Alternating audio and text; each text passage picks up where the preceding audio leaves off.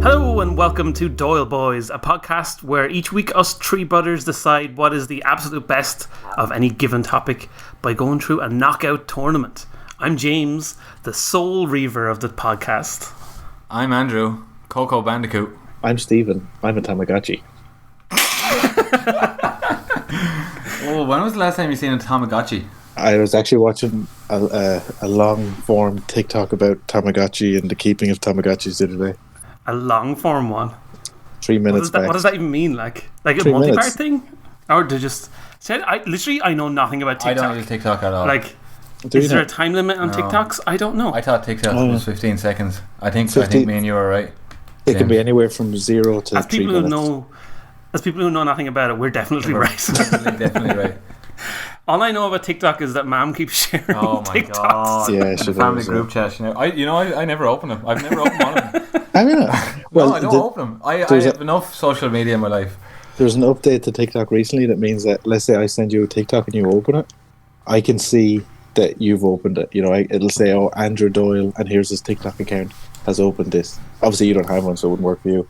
But when Mom sends us TikToks, she can then find the account I opened it with. So she's found my Knucklebutt account now and follows me. But, like, I'd be being really weird on there, like, you know, really weird. You're being Your honest. man shouldn't be seeing the stuff you do on TikTok, like. Yeah, TikTok's a nasty ass place, I think. That's true. It's what you make it. You just stay in.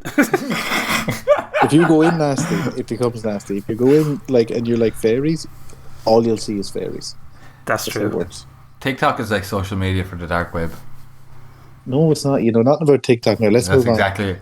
You know, I think we're right. I think you're right about that. Well, that's our TikTok chat for the week. How about we get into the actual content of the episode itself? So this is the content of the episode. You're not doing your intro because I'm doing my intro You're thing. just like- we had a TikTok chat. That was the intro. That was good. he was happy for us to just keep talking. All right, we'll skip it this week.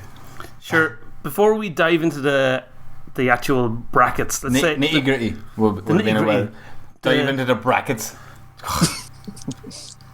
here's the 8 games we've kind of whittled down to this. them up. Oh, games. We're talking about games this week. Games this week. You know what? That's a good point. Let's go back.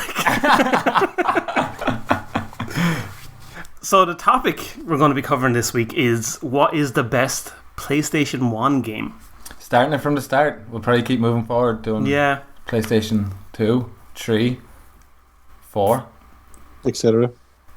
We can't do 5 because I'm the only one who has a PS5. That's true. So these plebs can't handle the power of the next generation. I don't know.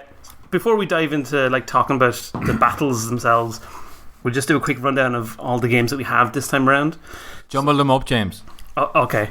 So we have Crash Bandicoot 3, Metal Gear Solid, SmackDown 2, Gran Turismo 2, Final Fantasy 7, Tekken 3, This Is Football 2, and Tony Hawk's Pro Skater 2. A lot of sequels. Actually, yeah, that's that's true. Yeah. I was going to say, I think there's probably some honourable mentions missing off this list. Like, it's a list of 8 games. I don't know how many games there was for the PlayStation 1 that were great. Oh yeah, definitely. There was more like I had written down, but I can't remember. Well, I actually went back and watched your old YouTube video, Jim, from 2013, September 6th. It was published. Oh yeah. And I took some little quotes out of that I really? might drop a couple of quote bombs on you boys throughout the course of the podcast. But I anyway, don't remember anything about that. only 3 or 4 that are on our list today were on your list of 10 back then. Oh really? That's But funny. one that didn't make it is that great game, Medieval. Do you remember that, Andy? Oh, yeah. Great game. Great game. Really good game. So many good games. So many. I have a couple of other ones here written down. Like LMA Manager. Do you remember that one? I was trying to think what was a good yeah. manager. It was LMA Manager. That was a great game. That was I a had great cheat game. codes as well. Cheat codes were always welcome right back then. Yeah. I think, did we have like a bootleg case for it or something? I remember. I think there was sounds right. a bootleg case Yeah, going for I it. don't I think Oh, it was yeah. James' boot on the end of his leg went through the original case. So we I made think a new you're one. Potentially, yeah. I think you're right. And it In was my on TikTok. furious gaming moments, which I'm very well known for, you know. True. Yeah. What some other ones like Toomba? Oh, Toomba. Oh my god, that was so good. I love that. That was such an Andrew game. Oh, that was I great. love Toomba. So much flashing colours. How could you not be entertained Exactly. when you're 25? Yeah, I don't know, loads of games. Soul Reaver. Soul Reaver, yeah. We have Final Fantasy 7, but Final Fantasy 8 is also Final Fantasy 8, definitely. Up And there. anybody who likes Final Fantasy 9 might as well just stop listening to the podcast because we don't like you. I agree with you, Steve. I love Final Fantasy 9. And I don't love you. And with that, let's go ahead and dive into the brackets then. Wait, no, I'm not done. Oh, sorry. Other in-honourable mentions, which, when you Google best PS1 games, Vagrant Story comes up. Yeah. What? I don't even know. What game was that? I don't know. Street Fighter Alpha. Fuck you if you like Street Fighter Alpha. Soul Reaver. Soul Reaver, that was good. Soul Reaver was good. Oh, Vagrant Story. I see it there now. I've literally never heard of it. But Oddworld is one we missed out. Oh, Games Odyssey, yeah. Tough game, and another big one that's kind of a blind spot, I think, for us is Castlevania Symphony of the Night. Never liked it. I've only read tiny bits of it, but people rave about that game. Yeah, people I know do that rave. Dad never liked us having vampire games in the house because he had his assumptions about James. So Yeah. he was the eternal Prince of Darkness. We always had those James- crosses and stakes around the place. Like James was known as the Pale One for many years. It's true. He was. that's only because I didn't go outside ever though. Yeah. Now he's known as the Impaler. Great. Should we get started with round one? Yeah. So to start off things, what noise is that? Up things. You're so bad tonight. All right. To start things off, we've got Metal Gear Solid versus Tekken 3. When I seen these brackets go up, I just felt sorry for Tekken 3 straight away because it's such a great game. It's the best fighting game on the PlayStation 1, and I don't think there's really been that many better fighting games that I've played anyway. But Street Fighter was one of the ones that came up on Google, but Tekken far outclassed. far away Great- better. The great characters were so characters. good. Yeah. When I think of PlayStation and I think of fighting games, like Tekken is what comes to mind. Like yeah, like absolutely. Jin when he turned into the ogre and all that stuff. Oh and my the whole goodness. story, Oh, yeah, just yeah. the little snippets of the story were brilliant. it's so cool. Like there is an overarching story to the game, but you have to like play through multiple people, Yeah. get their endings to find out what's really going on, kind of thing. Like. Yeah. Do you know what? Coming into this, I actually have a note here about what a challenge it was to piece the story together, and I was going to criticize on that. That's kind of a good point. It did kind of make you have some aspect of replayability and play through Yeah, exactly. every Like you character. had to try out different characters to get. You had to through play it, with Nina. You had to play with. There's a little dinosaur weasel fella or whatever he was. Oh yeah. His name was like Bo or Oog or something. Gone, I think. Gone. Yeah. God, That's it. yeah, that was it. But also, in terms of like playing as people, like I always remember whenever we were playing, we always had like a kind of Rule. quiet rule that like nobody could pick Eddie Gordo Yeah. because he was That's too. the capoeira fella's name. Isn't Yeah. it? Yeah. Because he was too cheap. I think you press like X and circle, just You just keep jamming on the buttons. jamming on the buttons, and they're doing spinneroonies and all. Yeah, Over yeah. T, you come out and slam dunk you. And there was another character who kind of had a similar issue with him, which was Hurong, because he was Yeah. like a taekwondo leg kicker and he had great reach. And if it took learning, but if you quickly learned 2 or 3 of his moves, you'd destroy people. And You could- You could You like could kind hold of him stun someone and kick him up in the air, and then That was it. repeatedly kick him right back up in the air again yeah, and win the game. like that's a big flaw. Like I would say, Yeah. But I think also the fact that like all the characters basically had their own kind of style. Do you know what I mean? Like everyone had a different kind of way of like you could master one character, but that wouldn't mean you'd be good with anybody else. absolutely. You know what Yeah. Yeah. It wasn't like back circle down X is a good move with every character. Yeah. It would only Yeah. work for one fella, and that then was if you Jin. weren't using a different person, And it like, could have been. His I think it son was. Yeah. like I remember the like wrestler guy King. Yeah. He was completely different than everybody because he was Yeah. all like grabbing onto people and doing different yeah. things from there, like, you know. The thing with King was you could run forward and do kind of a leap. Yeah, and yeah. kind of knock your opponent. Who was your favourite character in Tekken 3? Mine was that ogre guy. Do you remember the kind of ogre fella? Oh, just the super powerful guy. Super powerful guy. Didn't yeah, he have I really like? liked him. Didn't he have like snake for arms? Something like that, yeah. To be honest, I can't recall too well. I just remember he had a powerful kicking move, and I just really liked him. Oh, yeah, he did have a powerful kicking move. Yeah, I always liked Jin. I think Yeah. Jin or Brian Cage. Oh, Brian Cage was he was like a dark soul Yeah, he was like an older guy, and he was just like a badass. and Like, angry. yeah, Yeah, Brian And- Cage was very good. What I suppose Tekken has in similar with Metal Gear Solid is they both come from the crazy world of Japan. Yeah. And all the Tekken 3 characters are kind of weird and wild, but also recognizable to us in the Western world. But weird and wild. Japanese are great. That's all my point is. That's true. But and like, so there's like the main fighting thing in the game, like, but then there was also the whole like side-scrolling beat 'em up mode of the game, like that was really good. Chicken. How often did we say chicken in Oh, our for a lives? long time. Yeah, so many times. And then there was also the like volleyball mode. Do you remember that? Yeah, that was really Oh good. yeah, I forgot about that actually. Where you had to But hit look, the ball at the come other on. character to do damage. No, Let's get serious here. We're going to be talking about this game all night if we don't get serious. that's It's true. up against Metal Gear Solid. That is the problem, isn't it? That's a because big problem. Like the opening bit of Metal Gear Solid where he goes in the sub and you fight just in this down thing and then you go up the elevator. If just that was the whole game, it would still beat Tekken. that's the problem. Like Metal Gear Solid laid the groundwork for like kind of modern games in a way of like It did, telling yeah. stories in terms of cutscenes and things like that. Because no other game was doing that. Not You to know that what I mean? level. Like Not to that Shenmue. level, like. Was there Don't any? forget about Shenmue. Well, Shenmue was on the Dreamcast. That was afterwards. What I'm saying, it's a good game. Like Was there any stealth games before Metal Gear Solid? I couldn't say Not- definitively. Like I mean, there was No. older Metal Gear Solids. Yeah, And there's there older Metal was- Gears games. What was that That were- game? It Siphon was like Filter? Siphon That was Filter. after. That's what I was going to think of. That was definitely after, after. wasn't it? Yeah, Yeah. I think so. Was Well, it- maybe I'm wrong, but I'd be fairly sure it is. It always, to us who were always Metal Gear Solid heads, Siphon Filter always felt like a rip-off in a certain way. Yeah, definitely. yeah. It was like a knockoff Metal Gear Yeah, definitely. And then Hitman feels like a rip-off of that game. of Siphon Filter. Let's move on. I do not agree with that, but If Metal Gear is PlayStation, Siphon Filter was like Dreamcast or something, Or Xbox or some evil or Xbox console. or something. Yeah, Yeah, yeah. an imitation. oh, I'm not following that metaphor at all. Right, Stephen brings up something about football now that I really don't get. Yeah. Look, I'll bring up something. Let's draw a line in the sand here. I think we're ready to vote on this one. Like, Yeah, we're going to I be have- talking about I Metal have Gear some- Solids all afternoon, so... Exactly. Yeah, I have some points about Metal Gear, but we don't need them. You know. No, Yeah, I think no, it Tekken doesn't 3 need it. loses just because of the style of game it is. Yeah. It's a bash 'em, beat 'em up. Yeah. You know, there's only so much depth to it. Really Yeah. good game, really enjoyable. Great but to have a few cans playing now. Absolutely. And obviously, great fun to play like multiplayer. Like. Yeah, You know? yeah. Which is one of the best things. In Yeah. Well, I was Early kind of PS1 saying it when you're having the cans. You've been playing, Yeah. you're not just putting there slamming cans. Well, I don't know what you, Steve. Like. So. Well, wait till the next round, you'll hear a little story, maybe. Oh, yeah. Right. Well. Okay. So I guess Metal Gear wins our first match of the night. So then Yeah. next up we have. Well, sorry, we didn't officially vote, but I think. Oh, yeah, It's I go done. for Metal Gear. Yeah. Yeah, Even though go I for put Tekken in. Yeah.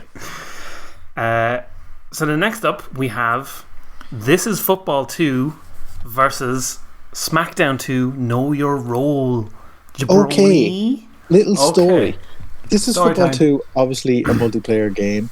But when I first moved at home and I was like 18 and I had extra money because I just worked a job, I used to stay up late drinking like small cans of cider and just Ugh. playing This Is Football 2 by myself all night. So Nice. I think that broke my brain. So now I think This Is Football 2 is the best game of all time. Well, it was definitely the best one or two football games on the PlayStation 1. Yeah, I mean, I definitely think is the best football game. Yeah, I would say it's the like, best football game. Michael Owen's World League Soccer 99. 98. That was actually a decent 98, game. was it? Yeah. That was That was a actually a very decent good game. That was all. Those were the two football games we played the most. The most, yeah. I always remember about that Michael Owens game is like the intro thing where it's like, yeah. "Welcome to Michael Owens World League Soccer '98. Have fun." But that's not what we're talking about. No, we're talking But about... like, I think what Sorry. made This Is Football 2 the best football game was like the multiple game modes, like jumpers for goalposts, and obviously the Yeah. normal league games and cup games. You could play World Cup and all the rest of it, and also the great music. But more than anything, that creator mode, that Yeah. mode where you're Yeah. able to go in, make your own team, make your own jersey, make your own players, Mm-hmm. make your own stadium. You could change all the stands in the stadium. You know, that's never been done in FIFA, which is the most famous game of this type, soccer game. Yeah, Like definitely at the time on the PS1, that was like crazy. yeah. Oh yeah, but I'm saying Like, like, it made it I play endless all hours of playability.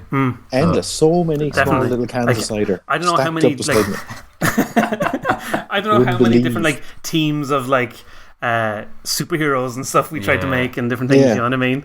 Or I used to make teams of my mates, and it'd be like, Oh yeah. someone playing at right back who didn't ever really play soccer, but I'd put them in for the crack and all this type of stuff. It was always fun.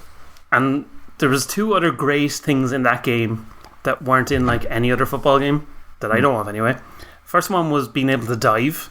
And there was a whole like the whole mastery of like trying to get a dive and trying to either get a yellow card or you get your free kick, like and trying to time it perfectly. And then the other thing was the big high karate kicks that you could do. Oh yeah.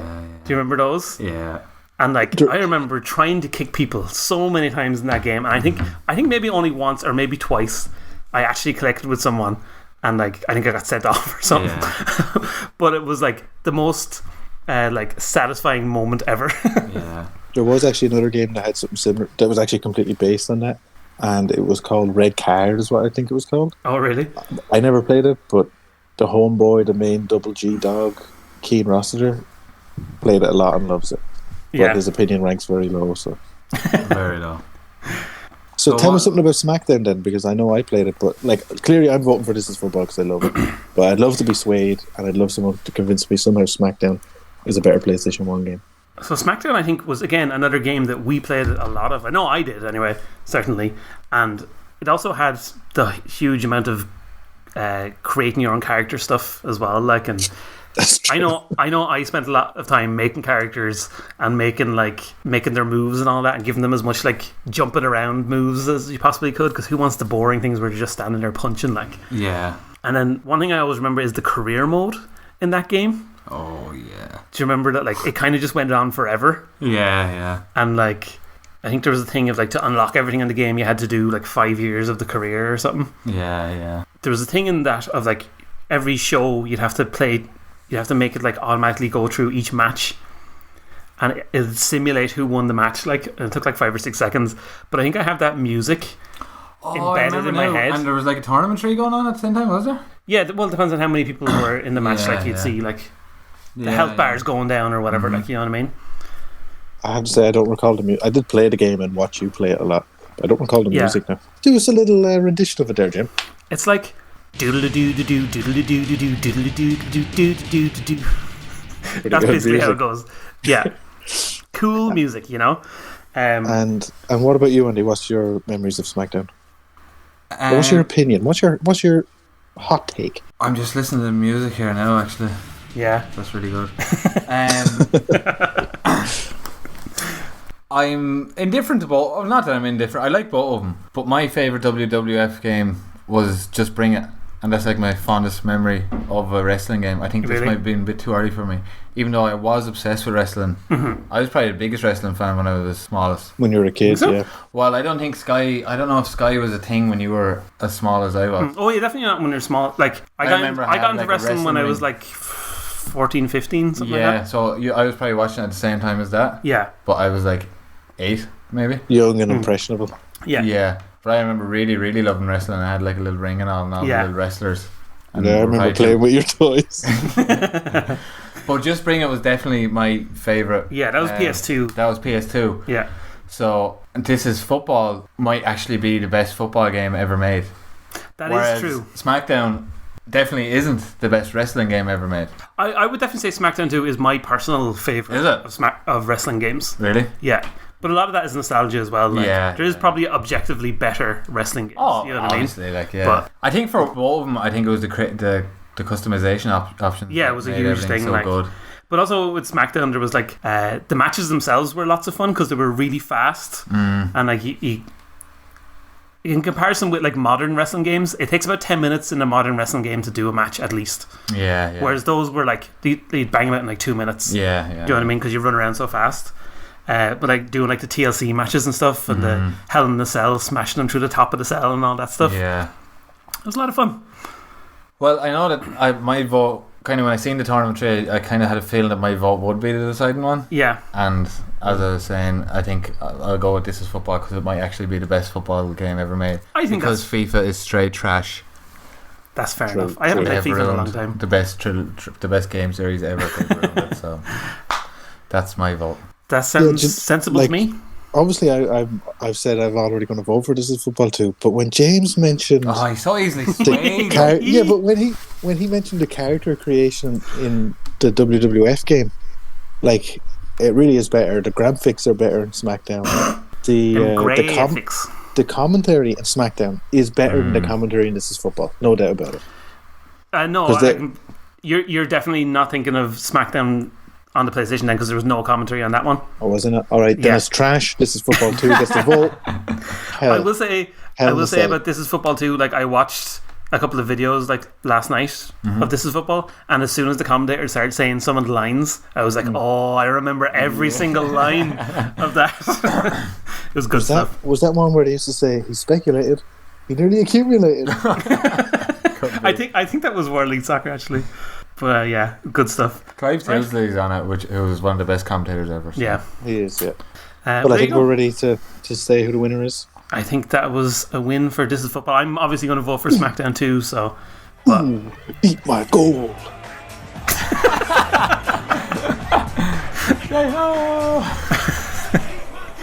Right. Hey, if we were to drop in like sounds from the game like that, would we get like banned off rip? I don't think so. Not this early in our young podcast career. Exactly. We're not famous enough yet for anyone to care. That was also a Kanye reference. So can you like do that for every? Oh well, you're going to be editing it. I know. Yeah, I have to find the clips. That I'm not doing that. If Stephen finds the clips, will you put them in there? Yeah, I think about it. Right. I won't do anything. So. Right. Well, next up we have another couple of classics. Crash Bandicoot 3 Warped versus Tony Hawk's Pro Skater 2. Now, Steve, Crash Bandicoot 3 was your pick. It was. But you originally said Crash Team Racing. Why the sudden change of you have no heart? So, why the sudden change of block? Great question. The reason I put in Crash Bandicoot Team Racing is because I wanted, a good racing game in the mix. And then I was watching James's YouTube video and he had Crash 3 in it, and I was like, oh hell, Crash 3, that's a great game, that needs to be on the list. So I just switched it for the other game named Crash. I think that makes sense, because I think we didn't really play Crash Team Racing itself a lot. I remember we played a demo of it. We didn't have it. I used to go over the sessions. Oh, did he? Yeah, when I was a child I didn't play it, but as a grown up teenager I did. I used to go over the sessions with the boys, and Crash Team Racing would be on the TV. Anyway, it's not on this list, so we don't care about it.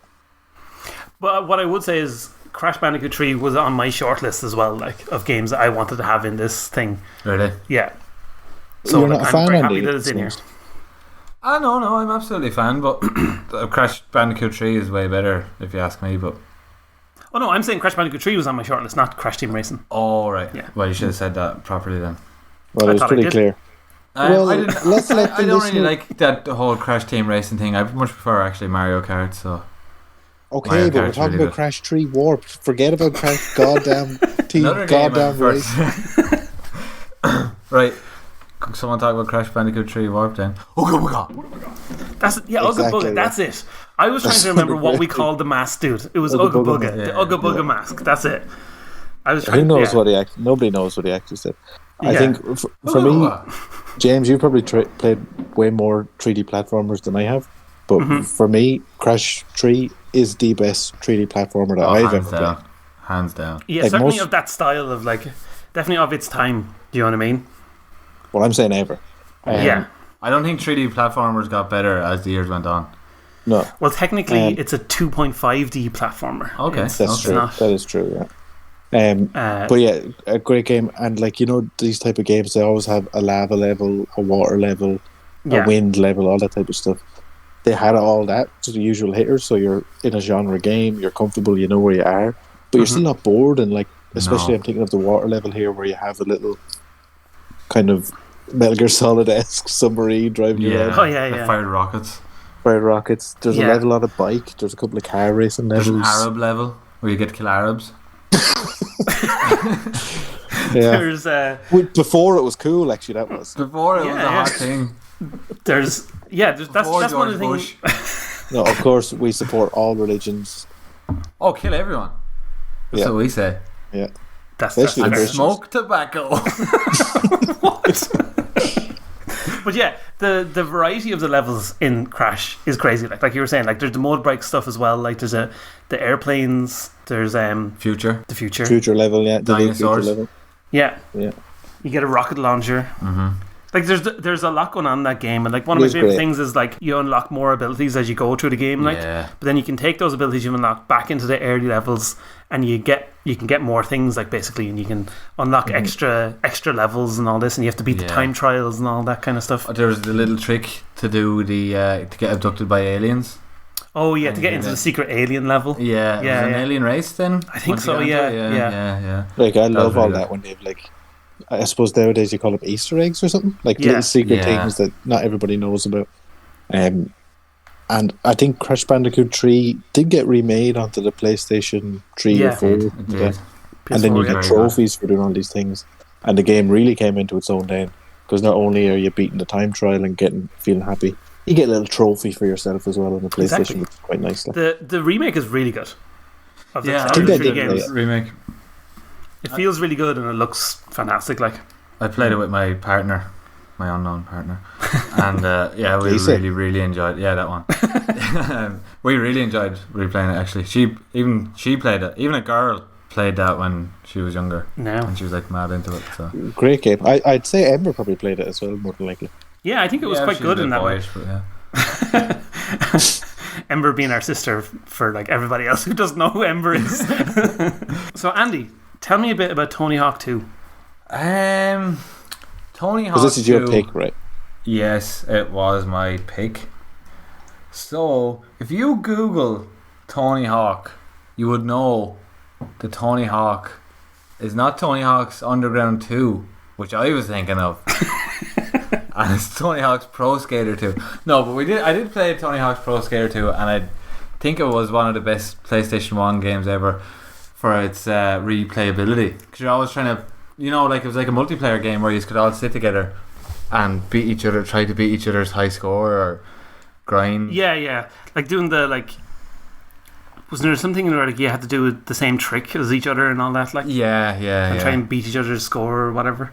And there's all these different characters like Bam Margera and all, and wrestlers and all. I think it's we're just laughing at Bam Margera because he's such a freak. I think because we were kind of getting into skateboarding at that time, or everyone kind of did because of that game. And definitely like So I think a lot of the reason why I put Tony Hawk's in was nostalgia, I suppose. Yeah, and I think certainly if we're comparing the two games, where Tony Hawk's has the edge over Crash is the music. Yeah. Like the music of Tony Hawk's 99 Bitter Beans by CKY is just a great song. Wrong game, I know. I made the same mistake. Wrong game. Alright, I vote for Crash. This game is trashed. So that's what I would say is I don't really remember Tony Hawk's 2 super a lot. The Tony Hawk's game I think of is Tony Hawk's 3 on the PS2. Yeah, that's and that has all the levels that I think of. You really messed this one up, Andy, man. But sure, what else were we going to put? Crash Bandicoot against Crash Team Racing? Your head would explode. Right, let's vote. Move on. Right. I'm a Crash Bandicoot boy. Tony Hawk's. Screw you guys. I'm going home. Crash all the way. There you go. Crash Bandicoot is officially much better than Tony Hawk's 2. But is it better than Tony Hawk's 3? That would be a very different question. That would be a hard question. Is the next Crash game better than the next Tony Hawk's game? No. So I think we're on. The Crash aggregate. The Crash games Tony on Hawk's PS2 on aggregate. Okay, let's move on. Jack. Jack versus Tony Hawk. Oh, that would be a good one. That would be a good one for. That would be a good one for PS2. Jack and I've already voted, made my decision. So we'll just edit this into the next podcast. Yeah, exactly. So then the final matchup of this first round, we have Gran Turismo 2 versus Final Fantasy 7. Okay, let's start on. Sorry, Steve. Let's start on Gran Turismo 2. Yeah, because it's not going to win. Because it's not going to win. So let's speak for a couple of minutes about it. It's a very James game, and that it was quite realistic. I remember, like, I am very realistic. You are very real, but like the first few cars you got were just kind of slow. Is that about me as well? Oh no. And then I went to my friend's house, my rich friend's house, who got PlayStation 1 games other than the ones that you had. Yeah. And he had like Toka Driving or something. Oh yeah, Toka Touring? Yeah, something like that. Something like that. And the cars were just immediately fast. And then you had Colin McRae as well, where the cars were immediately fast and fun. And I always found Gran Turismo boring. And really, you always done the gears on manual, and I couldn't do that. No, I never did. Did you not? No, you did. I did not, because it was too hard. All right, just scrap my idea then. But no, I get what you're saying. Like, I don't necessarily agree. Obviously, I love me some Gran Turismo. Like, I love the whole thing of like having to unlock cars and trying to upgrade the cars as you go. Like, oh, that's a very good part of it. Yeah, like, I remember there's a good bit of customization on. Yeah, like you have to upgrade everything. Like, and I don't know if it's every car, but like almost every car had like the racing modification as well, where you'd get like all the sponsors labels and all that stuff on it. Like, here's what I remember of Gran Turismo: the point of the game is to go around the circle the fastest, but you go faster the more you use your brakes. You know what I mean? Like, you hit a corner, you're supposed to use your brakes, so you got to slow down to get somewhere faster. It just confused me. It just went against everything. How driving works. Like, it's kind of the same in real life. I don't know if you use the brakes on your car or not. But they're getting dodgy. But I was 13. I didn't care about that. 13 or 14, whatever age I was. Did you hear about him flashing drivers up when mum and dad were up in his house? No. He was driving behind someone on like a Sunday morning, and it was the 60s on, and the person was doing 50, and Stephen drove up behind him and started flashing the lights at them. Yeah. With his two parents and his kid in the car. Yeah, but sure, like, you can't drive. It's dangerous to drive too slow. That's not too slow. If he was going 20, I'd understand it. Like, and he was going less than 50. Let me tell you. Was he? I don't know. I wasn't finna get run over. One other thing I really like about Gran Turismo is like this is the last thing we're talking about Gran Turismo. Yeah. I have one more point. The music, maybe the music in the like menus and stuff, is full of like sweet jazz. Oh yeah, so cheesy and good. Lounge music, elevator music. Lounge music. Yeah, it's great. Sounds like cigars and pajamas. All right, well, I don't think I'm going to get any backing for Gran Turismo here at all. Well, Colin McRae is better, and Driver is a better driving game. Why didn't you suggest it? Driver is a pretty good game too, to be fair, but I like Gran Turismo more. Okay, so I always wanted to like beat all the tracks in Gran Turismo, and I never did. Really, it's a great disappointment in my life. So this conversation has really just been a tour through the failures of your life, Jim. Yes, pretty much. So what is Gran Turismo up against? Final Fantasy 7. Final Fantasy 7. Never heard of it. Like, never heard of it. But sure, it's probably not worth getting into it now. Like, if we don't, let's move on. There's no support for Gran Turismo, so we'll just give Final Fantasy a buy and have a think about it and see if we can remember what it is later. Like, that's cool. All right, yeah. So there you go. That's the end of our first round. And with that, I think it's time to take a never-ending journey down the glorious hole, which is Knucklebutt. Well. Welcome to Knucklebutt's hole. What was the idea we were going to do here again? So Knucklebutt is... I thought it was Knucklebutt's Sound of the Week. Oh, yeah. Oh, Knucklebutt's Sounds of the Week. This week... Oh, wait, I've got an intro for it. I really didn't do Knucklebutt's Sound of the Week. Knucklebutt. So this week, because it's the first week of it, we have two Sounds of the Week. No. Did I only do one? No.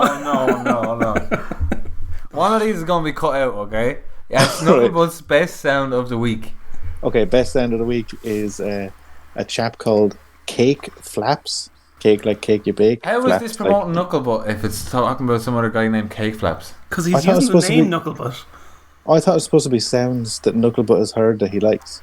Oh, that'll do. That'll do. So, a dude called Cake Flaps, who streams pretty regularly on Twitch at the moment, and he's a touring musician. Anyway, streams on Twitch, plays crazy synths, like insane, and he's just a genuinely positive and friendly person with a positive and friendly community. So, if you're into listening to someone just chill out and jam on synths, check out Cake Flaps on Twitch and Instagram. And then you're going to play like a 20-second snippet of it. Oh, well, he plays lead synths on a song on my first album. Ah. Right. So which I'll link in the bio. Somebody's going to edit like a 20-second snippet in, like, are they? For a man who's never edited anything before, you're making a lot of editing suggestions. Right. That was great. Bye-bye Knucklebutt's Corner. Or what is it called? Knucklebutt's Hole? Knucklehold Butt. Knucklebutt's Sounds of the Week. Let's move on then into the semi-finals. So first up, we have the epicness of Metal Gear Solid versus This Is Football 2. Oh my god. Well, we didn't speak much about Metal Gear Solid. In the James, first I know you seem to have some points there. I always have points. As long as they're not moo, you can. As long as they're not what? Moo. Moo. Yeah. It's a moo point. Go on, Jim. Drop a little knowledge bomb on us regarding Metal Gear Solid there. Sorry. Yeah, so I think we said it a little bit. Like the Metal Gear was like the introduction of like modern games. You said that. In terms of like cutscenes and things like that. Okay, well I said it because I'm the master of everything. Okay. Of games, maybe. And like, it's the start of like probably my favorite like franchise of games or series, whatever you want to call it. That went for like 20 years or something. Mm-hmm. Do you know what I mean? Like, there's so much things that happens in that game. Like, the story is so well done. As at the time, again, it was so unique for the PlayStation. Like, you didn't get stories like that. You didn't get it told in that kind of way. Yeah. And like, the characters, all the bosses in that game are so good. Very, very good. Like Psycho excellent. Mantis. Yeah. Everything was Psycho Mantis when he's like reading your memory card, and like if you've got saves from certain games, he'll talk about them. Like, you had to put. And you had to switch your controller. Port, yeah. That was amazing. That was so amazing. That was so unique. Yeah, definitely. Pretending when you're trying to escape from the cell, so you got a bottle of ketchup. Oh and you could, lie on it and burst it, and they thought you were bleeding out. Yeah. And you get up and punch him in the face. Yeah. That's so good. Like. That's so smart. Was there an alternate way to escape from that cell, or was that the only way? I think you could. You could hide under your bed. Was another one. Could you pee yourself, maybe, or something? Was that also something? Was there something about you having sneezes or something? Yeah, I think that was another one. That maybe. Yeah. Yeah, there was like that. That's one of the things about that game as well that I love, is that there's multiple ways to do everything in the game. Yeah. Like, you walk into an area, and the first thing you do is look around and go, okay, how am I going to get to the opposite end? I need to get out. And it's not like, oh, this is the one way I have to go. It's like, there's so many different ways I could go, so many ways I could handle it. Like, yeah. And like it is a game that had puzzles to a certain extent in terms of how do I get this key card for this door? How do I get through this sort of maze-like scenario? But whereas games like Tomb Raider on the PlayStation 1 or other similar games like that often have puzzles that stop the character from getting one point to another, I always find them boring, particularly in Tomb Raider. They just take you out of the game, and it's like, why did this ancient Mayan empire have to have 3 buttons pressed simultaneously or whatever? But Metal Gear Solid, the puzzles were never felt like that. They always felt engaging, and they always felt rewarding when you got through it. Like, it was never like, oh god, I have to do this. It was like, oh great, how do I get through this? You get the dog to pee on the box. Yeah. Like, for some reason. Why did you get the dog to pee on the box? So the other dogs wouldn't attack you? Yeah. So the other dogs did like, It's such so unique, just unique ideas all over the place. Like, which, speaking of dogs peeing on boxes, this reminds me of a great quote from a YouTube video from 2013, published September 6th on the Game Plus James YouTube channel, in which James says, "This was by far my most replayed game on the PlayStation, leading to a lifetime love for the Metal Gear series and a strange affinity for cardboard boxes." That's right. Funny. You do actually still have that obsession with cardboard boxes, don't you? I do. And getting peed on. So what about This Is Football 2 then?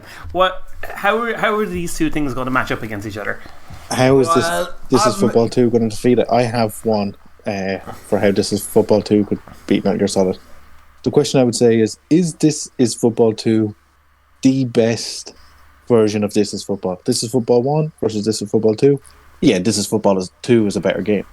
Metal Gear Solid is not the best Metal Gear Solid in the franchise. Well, it's not even the best version of itself. Well, no. In my opinion. We're talking about PS1, right, first of all. So we're just talking about PS1 games. You shot me down with my argument that Jak and Daxter is Jak and Daxter better than Tony Hawk's Underground. But what I would say is there was some PS2 This Is Football games that were better.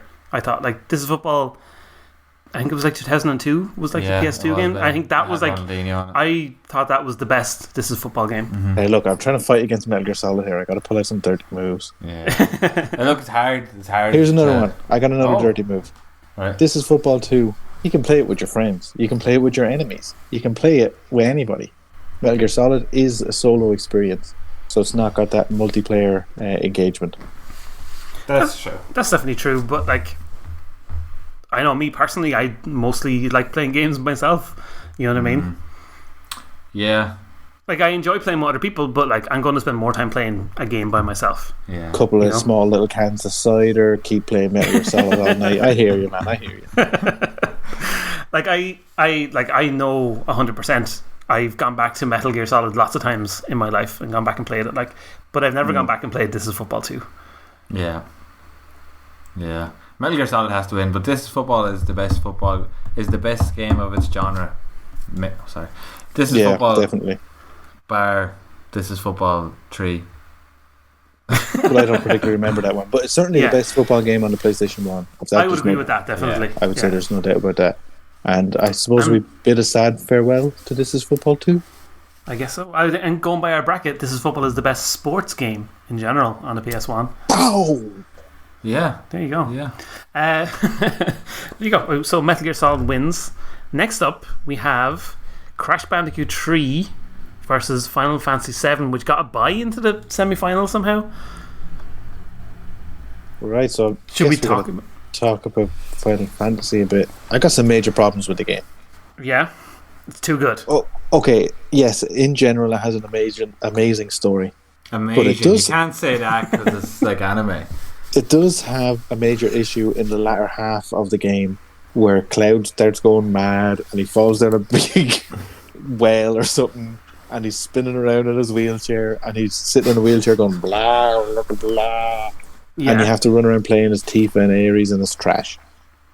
That's a big problem. You don't play as Ares because she's gone at that point. Whoa! Spoiler. It all goes on. Spoiler alert. That's not a spoiler. She's gone. She's not there.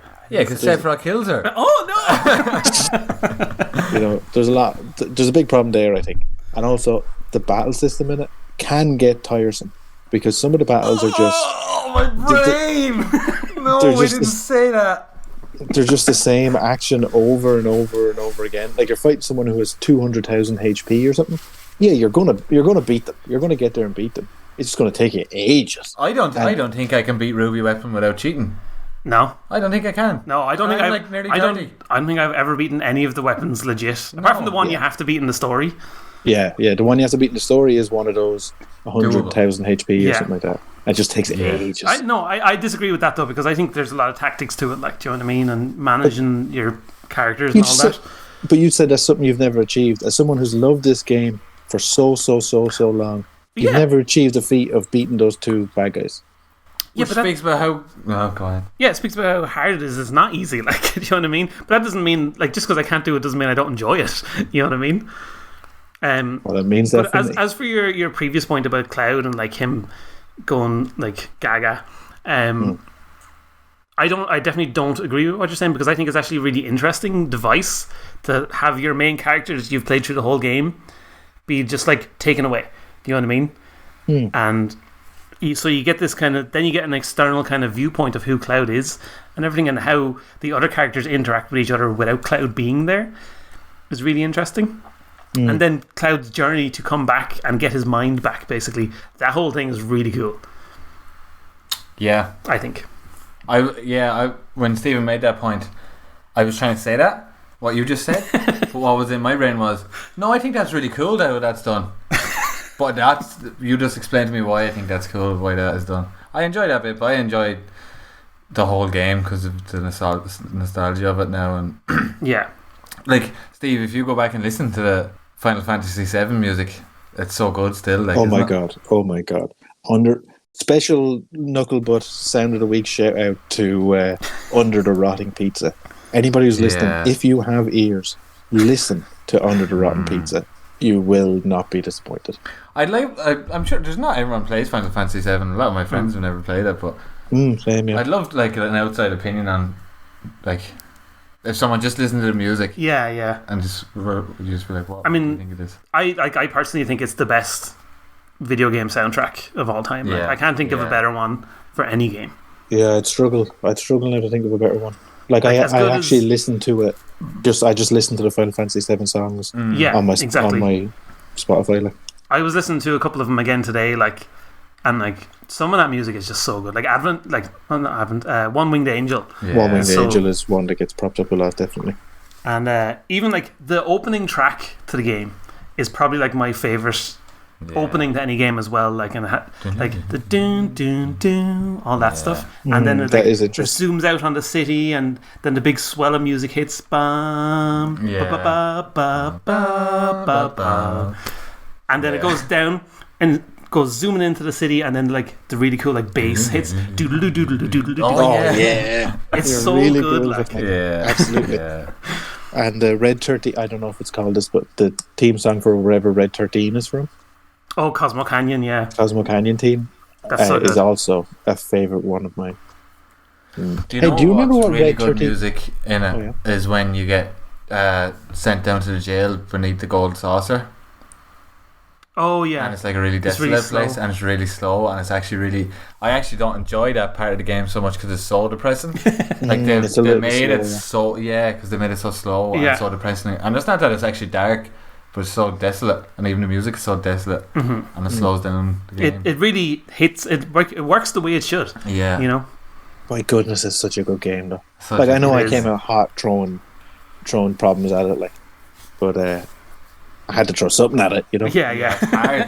I'm trying to pick a negative in it. I mean, there is a glaring negative. Oh, sugar, sorry. There is a glaring negative, and it's Kite Sit. Yeah. Kite Sit is a very he's a double character. Polar bear wannabe. I don't know what he is.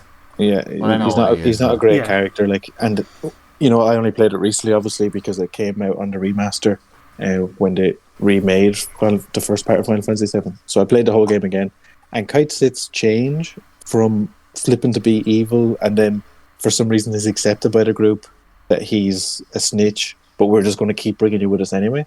It's just so quickly swept over. Yeah. You know, it's not really dealt with in any real way. Yeah, but I mean, it's a game of its time. Yeah, I would agree. That's definitely like probably the weakest part of the story in general. Like. But like in terms of characters as well, like one of the cool things is that like there's two characters that you could potentially not even get in the game. Yeah, like Yuffie and Vincent. Oh, and Vincent is so good. Cool I mean, Yuffie is really good. Her whole side story is great. Yeah, but Vincent is just badass. Like. Vincent is a great character, but then if you try to keep him in the party, then his limit break. Makes you lose control of him. Yeah. Which is a cool concept. When they created Vincent, obviously everyone would want to pick him because he's so cool. Yeah, but then he's actually not that good to play with. Yeah. So, Final Fantasy is very good. It is. And what game is it fighting tonight? It's fighting some game. Crash Bandicoot 3. Crash Bandicoot 3. What I've said is the best 3D platform I've ever played. Like, sorry guys, it doesn't have a chance against Final Fantasy. No, it really doesn't. The reality is, when we made this list, very few games had a chance against Final Fantasy. Yeah, it was always going to be getting to the final, and I think it's getting to the final against the right game. But I think we're all officially saying Final Fantasy VII. I would agree. Absolutely. Okay, there you go. That's the end of our semi-finals. We'll take a little break before we dive into the final itself. We're going to dive into somewhere else. We're going to go exploring in Andy's Corner. Andy's Corner. Hello. Okay, so I immediately groaned. This week for Andy's Corner, I was just on Reddit, and I seen it was a topic, and I was like, a good facts about Ireland, and I came across this guy. I just wanted to... Did you ever hear of a guy named Chuck Feeney? No. Right, so he's a philanthropist, and he created duty-free shopping. This Andy's Corner isn't funny, I'll tell you about this guy. Okay. He started duty-free shopping, and he created this company with another couple of guys, and he made like millions and millions and millions. And he someone was trying to buy the company off him then at some point. And it was like a takeover, and he wouldn't authorize it. And eventually, it came out the reason he wouldn't authorize it is that he was giving all of his money away the whole time. Oh, really? And he didn't actually own the company, his shares in the company anymore. He was giving them away. And what he was doing was he was giving away all his money constantly. Cool. And during his lifetime, he made he had 8 billion fortune made, and he gave all of it away. That's awesome. Who did he give it away to? So he actually gave $1 billion to Ireland. He gave loads of donations to Limerick University and DCU and loads and loads to Sinn Féin. He's Irish American, so loads and loads to Sinn Féin. Which, if you're listening to this and you're not familiar with Irish politics, that's like the Party of the People, the Revolutionary Party. Yeah. Why are they? Left wing, I suppose. No, they are right considered wing. left wing nowadays, yes. Left wing? He does not. Yes, yeah. I think he did do politics, didn't he? Yeah, I have a master's in politics, definitely. Yeah, and he gave another. I think his last donation was like 350 million to New York Technological University or something to build a campus out there. Right. And he loads of social to benefit social policies around the world. And he gave away loads of money to them. And we're excited about this. We're interested in this. Yeah, well, I just thought it was interesting. I thought it was interesting at first, but then it kind of kept going. Do you know what? I thought when you were saying he was siphoning off his money, we were going to get something juicy, or he was giving it to something, actually good. But he's just giving it to Ireland. I don't know. What's your opinion on a guy? He gave away 375,000% of his final net worth when he was dying. He's actually not dead, but recently he's given away all his money. Yeah, and he stopped doing it. But he's not dead. But he's giving away. He's living off like 2 million now. Should we go find him? No, my point. Finish him off. My point is. I would love to know what your point is. What do you think it takes for someone to be like that? To spend their life giving away all their money? I don't know, about $8 billion. That's I don't know, but I suppose it's interesting that the likes of Bezos and who's that space monkey? What's his name? Elon Musk. Bill Bezos. Elon Musk. Bill Bezos. Bezos and Elon Musk and the other space monkey, the English one. They have all these billions, and all they do is buy islands and have relationships with people of questionable ages and all this type of stuff. So I suppose that chap is to be commended for not being a sick freak and trying to help people rather than just holding money like an absolute but it's a story pervert. I've never heard before. Yeah, you don't hear about good news. Good news isn't. Well, I interesting. have heard the story before. All right, sure. Wouldn't you stop me at the start, Chip? There's plenty of points I could have stopped you. If only. Right, let's move on to the final. They really got to sharpen up this Andy's corner. Why? Why is Knucklebutt section only led to 20 seconds, but yours is about 2 days long there? Sure, what do you want it to be? Shorter. Remember when it used to be quick? The idea was it was going to be quick, punchy, and controversial. Yeah. What's not quick and punchy about that? It took so long. There were so many gaps between every word that you said. It wasn't controversial because it was just about a fella who done good. Look, listen. I didn't do any research this week or think about anything, and I read about this last night as I was falling asleep, and I was like, "All right, that'll do." That's shocking. Move on. Let's move on. Right. So our final tonight for the best game of the PlayStation 1 falls down to Metal Gear Solid versus Final Fantasy 7. Whew. Wow, the two best PlayStation 1 games, no doubt about that. Absolutely. Confirmed by James's 2013 list, these were also in the top two. What won it? Don't tell me.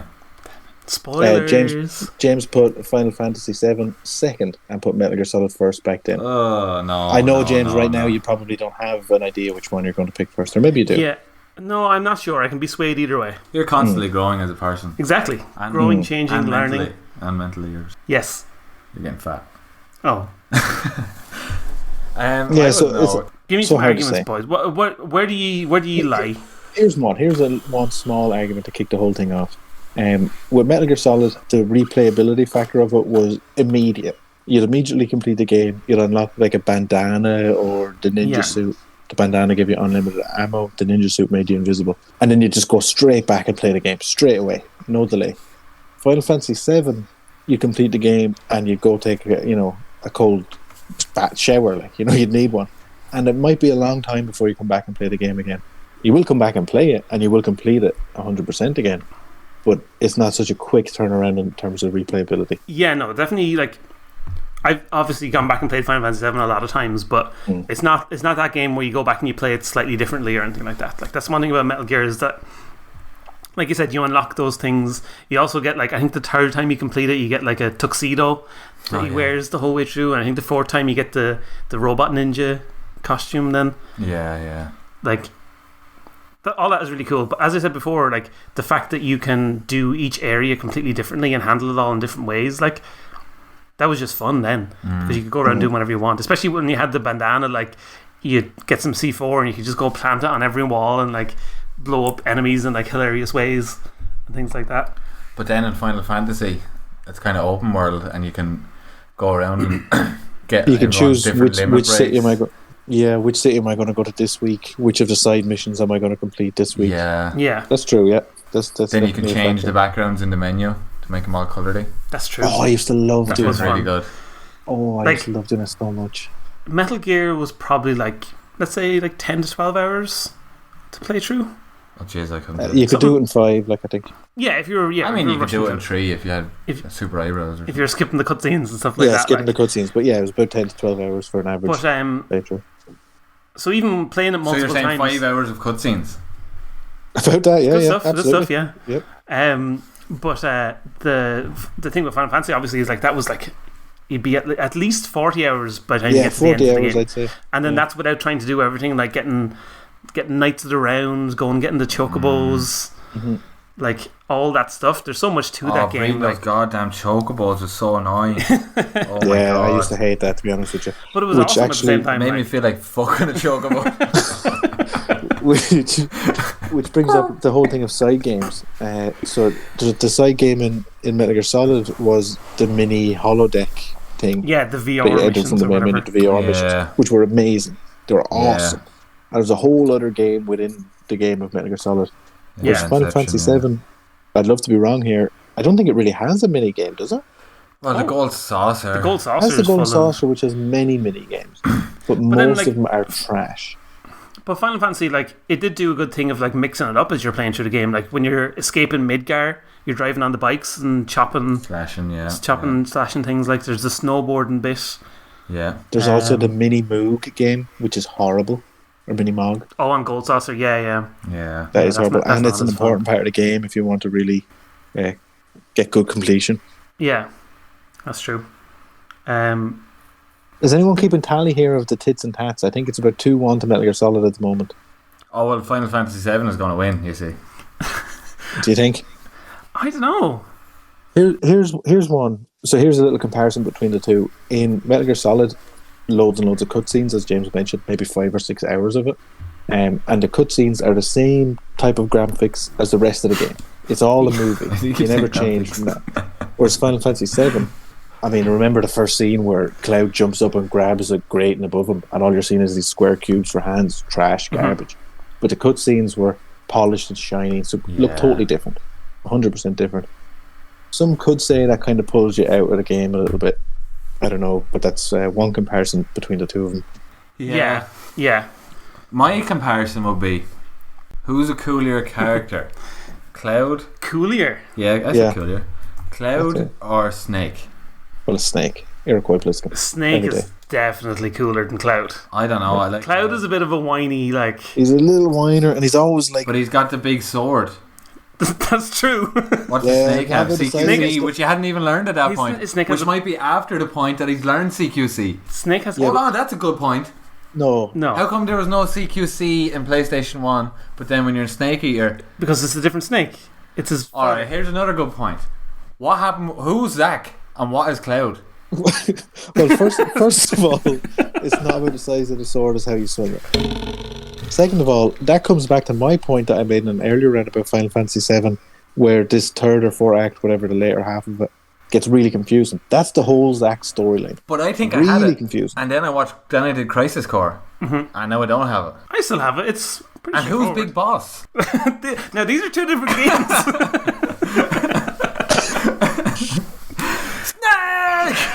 So yeah, that's the thing. Final Fantasy doesn't have someone calling out Snake's name every time you die. No. It just has Barrett like, what you jibber jabber boom.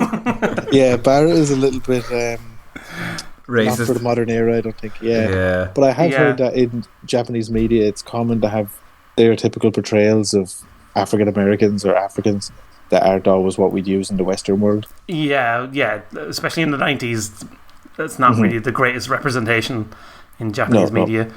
Which is a demerit. That's a demerit. I will say in the Final Fantasy VII remaster, Barrett is done just as terribly. Yes. I don't agree with that. I think he is better in the remake. Quit your jibber jabber. You can't mean He that. does say quit your jibber jabber a lot in the remake. He does, but he's pretty cool still. Jibber. Yeah. I always think Barrett is awesome. Oh yeah, he's cool. Like he's got a gun for a hand. Oh yeah, he's awesome. Well, there's that too. But when I played that, it was literally like Robert Downey Jr. in Tropic Thunder. Yeah, it was. Yeah, the whole way through, it was like yeah. I did think that too. Yeah. You ever hear Quentin Tarantino when he's around African Americans? No. Well, he talks like that. He's like, "Hey, baby, hey, player," and all this type of stuff. And like Samuel L. Jackson's just like, "You give me the paycheck. You can say what you want." But anyway, back to the topic. Metal Gear Solid's winning about 3. Andrew, you've been putting points against Final Fantasy VII here, saying how confusing it is with the whole Zack thing. Well, it is a bit confusing. Like, I think the copied Zack because he thought he was cool. Yes. No. Something like that. No. What Cloud then? did think that Zack was cool, and he was Zack's friend. Like, but then when everything happened in Nibelheim, and they both get attacked, whatever, and they both get attacked. Like, Cloud kills Sephiroth, but Zack kind of gets knocked out in the process, and then they both get experimented on for like 4 years. Really? And Cloud, yeah, and Cloud loses his mind. Right. And then they escape from that, and they go back to Midgar, and that's where Zack dies. And when Zack dies, Cloud picks up the sword, and his mind is completely broken. So he thinks he's Zack. He doesn't know. He's not pretending to be Zack. He thinks he is. So right, that was all very confusing. But this is never. Hold on there. This is never explicitly explained in Final Fantasy VII. It is, but you have to go look first. There's a thing where late in the game, I think explicitly never explained. No, it's not. No, it's not. But it's there if you look first. It's not that hard. It's literally like if you go back to Nibelheim in the second half of the game and go down to the mansion, it just plays the whole story and tells you all of it. I've never seen really it good though. Before. That's amazing. But why did Zack? So Zack and Cloud were experimented on for 4 years by Hojo. Yeah. And then they go back in the mansion in Nibelheim. Yeah. And then why did they go back in? What was happening in Nibelheim that made them go back there? No, they were experimented on in Nibelheim. In vats, in a big vat downstairs in the library. And how did they get out? They just broke out one day. And who killed Zack? Who killed Zack when they broke out? When they got back to Midgar, and then a load of soldiers shot at him. Remember when he gets shot up on the cliffside? Right. Here's another question for you. How does Cloud, who's shit at this point, kill Sephiroth, who is God at that point?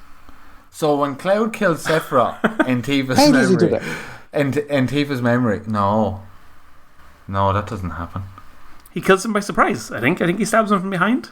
Maybe he stabs him. No, he doesn't. No, Sephiroth is like gets like Genova's head or something. I think he's all arrogant, and then Cloud is just like, "Oh, I think you killed Tifa. I'm going to kill you." Basically, Tifa died. No, he thought Tifa died. This is all very confusing if you've not played this game. Do you know what? It seems to be confusing if you have played this game. It's all straight in my head. I'll tell you that much. I think Final Fantasy VII has to be the winner because it's the best game ever, and I don't even know how it ends. And I played it 20 times. It's a great thing. Let's talk about the great things in Final Fantasy VII. The whole materia system, this thing where you get a magic stone that gives you magic powers, and you match it up in different ways to do magic things, is awesome. Yeah. I used to love going in and just like organising my materia. Into different slots. I love it.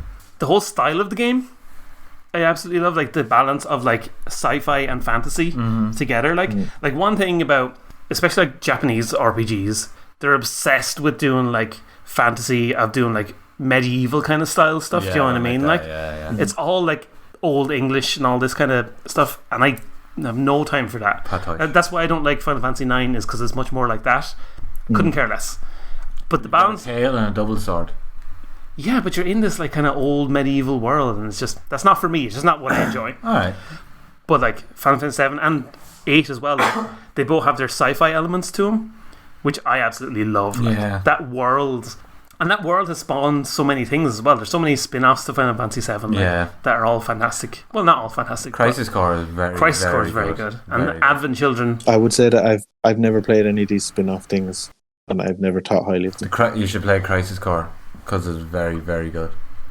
It is. It's as close to Final Fantasy 7 as you can get. With a better fighting system, I think, like, because it's kind of more real-time fighting, isn't it? Yeah, it's for the PSP. Yeah, I suppose it. Many people might say it spawned off some good things, but like what Metal Gear Solid has spawned off, I think is much more better. If we're talking about the influence that they had going forward, the influence that Metal Gear Solid had, like the game after game after game, is a storyline that you can keep following and keep growing on, that just gets better and better. Whereas Final Fantasy 7 is Advent Children, something that people want to fall asleep watching. I would rather pull my eyes out. You know what I mean? No. I mean, Advent Children was pretty cool, though. The story of Advent Children honestly wasn't all that great, but seeing Cloud animated was good. And seeing the big fight when they fight Sephiroth in this ruined city and all, that was really cool. That was really good. And the music in it. Yeah. Oh yeah, that film's the heavy metal one with Angel. That was really good. That was really good. I cannot see past Final Fantasy 7 here, guys. It sounds like modern era James is in a tight battle against ancient James of 2013. Yeah. So it's Zack versus Cloud versus James. You're like Zack and Cloud. Well, no, because they're friends. Why would they be against each other? Why are you against yourself? I don't know, but it's honestly it's still pretty. It is pretty tight. Like, that's the thing. And what about the game? We always seem to get to these final. You're talking about his bowl.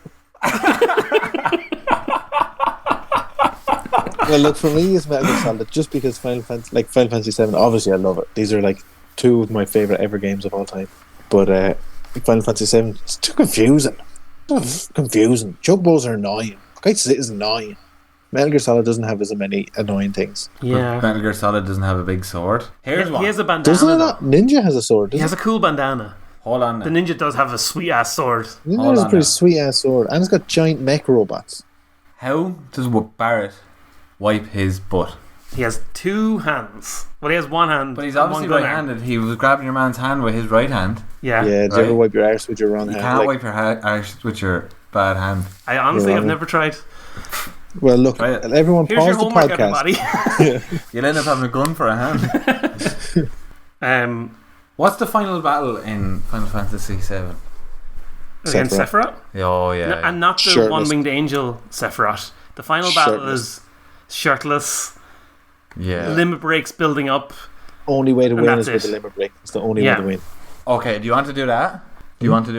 And you haven't saved for ages, right? Yeah. Mm-hmm. Do you want to do that? Or punch Liquid Snake on top of a Metal Gear? Again, shirtless on top of a giant robot. Yeah. The Japs really have it in for two shirtless white dudes, don't they? Yeah. Yeah, I'd rather do that, obviously. Do what? Watch shirtless men fight on top of a robot. Oh, really? No. Yeah. I'm trying to sway you here. You're normally very. You're trying to sway me by saying, do the Final Fantasy one where you haven't saved in ages. Oh, you like the tension, you like the fear, is that it? Yeah. But the thing about if you die in Final Fantasy 7, it goes game over, end of story, continue, whatever the hell it says. But in Metal Gear, you get to hear the Colonel go, Snake! Yeah. There's pretty good music in Metal Gear too. Yeah. So Steve, it sounds like you're from Metal Gear. Yeah, I'm from Metal Gear. I'm a solid Metal Gear boy. I'm 100% for Final Fantasy just because it's... Why does it keep coming down to me to make these decisions? Why does it keep coming down to James, the least best one of us? Well, James has already voted for Metal Gear on his YouTube channel, which has like 1 million views. Yeah, but that was 7 years ago, and Final Fantasy Remake came out last year, and Final Fantasy Remake is pretty good. We're not voting on that. I know. We're not voting on that, James. Now you're bringing up games out of the console. That made me revisit how much I love Final Fantasy 7 at that point. Well, let me try to pull you in my direction here over to Metal Gear Solid, Jim. Go for it. Tug there. This is what you said on your video published September 6, 2013. Tactical espionage action. I don't know what it means, but it sure makes for a lot of fun. Very cool. Are you going to pull him towards Final Fantasy 7, Andy? The battle square. The battle square? Freak on a stick. Saucer. I know. You keep getting there's like a spinning wheel and it might have. You might have made a misstep here because I hated the battle square. Why? I hated that thing. I didn't like the random what stuff you would get.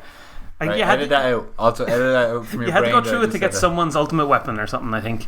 Cloud's the most important ultimate weapon in the game. Was it Cloud? Oh my god. Yeah. Yeah. Omni slash. Yeah. Is it worth it though to get the Omni slash? Omni slash. Big Buster Sword. That thing frustrated me. To be honest. What about when you have to dress up as a girl? I mean, that's more like it. That's awesome. There you go. That is great.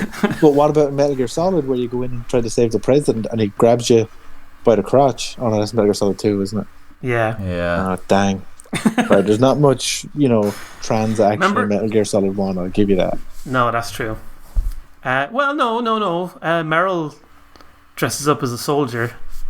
Yes. Sexy So, Meryl with Does balls. Snake grab her or something? What? Does Snake grab her? No, he just looks at her Snake ass. is not aggressive. Like, he just checks at her ass. Yeah. Remember when Revolver Ocelot gets his hand chopped off? Mm-hmm. My hand! Yeah. It is That's pretty awesome. cool. And that fight with Revolver Ocelot in that small room, and he's bouncing bullets around the Bouncing wall. bullets off the wall, that's so So cool. amazing. But Like that's the thing about Metal Gear Solid. So many of the fights are different and different and different. Whereas Final Fantasy VII, the range of fighting is a little bit smaller. Like there is still dynamics in the fights. Like you fight a zombie, and the secret is that you throw Phoenix down at him, and the fight is over very quickly. Yeah, that's pretty cool though. That was cool. That Final Fantasy VIII? but No, that's On the it. train? Yeah. No, it's under Cosmo Canyon. Okay, fair enough. But yeah, there's less variety, I think, in the boss fights and the fights in general throughout the game. well, I wouldn't say that now because there's loads of different characters, whereas in Metal Gear Solid you're just fighting soldiers for the most part. No, I would give that to Stephen because No, it I is wouldn't. every boss battle is completely different, in Metal Gear. Whereas the bosses in Final Fantasy they're cool to see, but then they're you're doing the same mechanics. You know what I mean? Yeah, it's always elemental versus elemental this. If you're fighting a robot, hit him with electricity. If you're fighting some water, hit him with whatever water. You should see the side eyes he's giving me here. Jesus. Plenty. I mean, James, we're waiting on your vote here. Look at know. him writhe, look at him writhe. It's a hard one though. And it's like your area of picking- expertise. This is your special zone, James. Yeah. Show us your special zone. Come on. My special zone is on display for everybody. Games plus Yeah, James, Emerald Zone. www.com. www.com. Andy, come on, put the screws to this fella here. Like the music. The music is so good. The music Okay. is so good in Metal Gear Solid. Good point, Andy. Another good point is there's a wrestler in modern times called Kenny Omega who's the best wrestler in the world. And if I ever heard a moo point, his finishing move is called the One Winged Angel. I literally just opened TikTok as soon as he said wrestling because it's like, what are you talking about?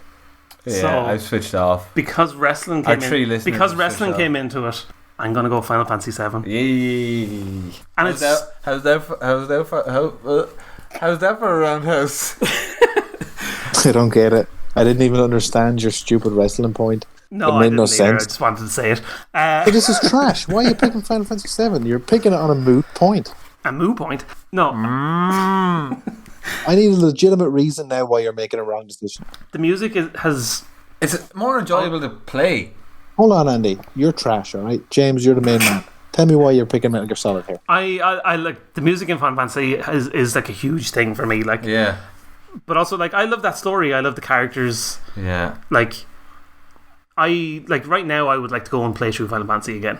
The know what I minute mean? you leave here, I'm playing Final Fantasy. I think if I had Metal Gear Solid, I'd be more eager to play it, but Final Fantasy is more accessible.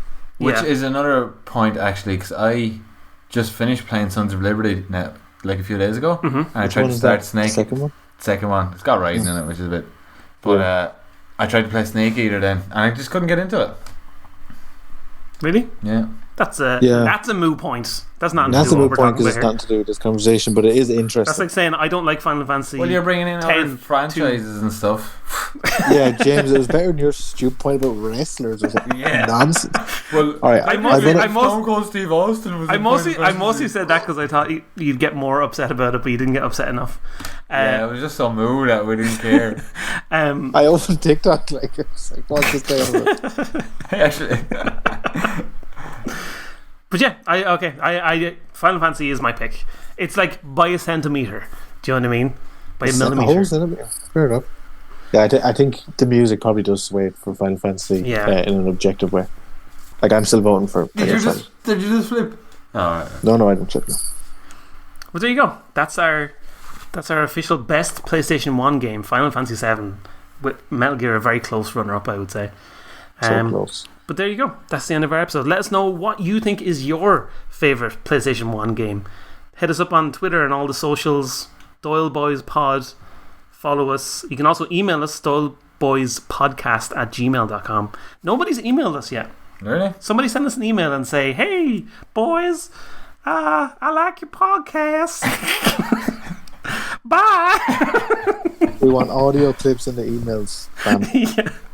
Yeah. But yeah, any promo you want to do, Steve-O? Any promo stuff you want to send people to go do?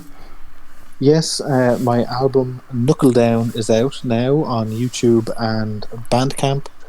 Follow me on TikTok or Instagram for information. Links are where links normally are. And also, if you want to submit your sound for Knucklebutt's Sound of the Week, follow me on some of them. Send me stuff, tag me, and I'll check it out. And you can maybe get a shout out on the podcast if you're the best sound of the week. Sweet. Sounds pretty good. If you want to see what I'm up to, go just follow Games Plus James on all the social stuff. You can see cool things I'm making, and you can learn about making games. Woohoo! And Andrew, I'm done. And so are we. Goodbye, everybody. Goodbye.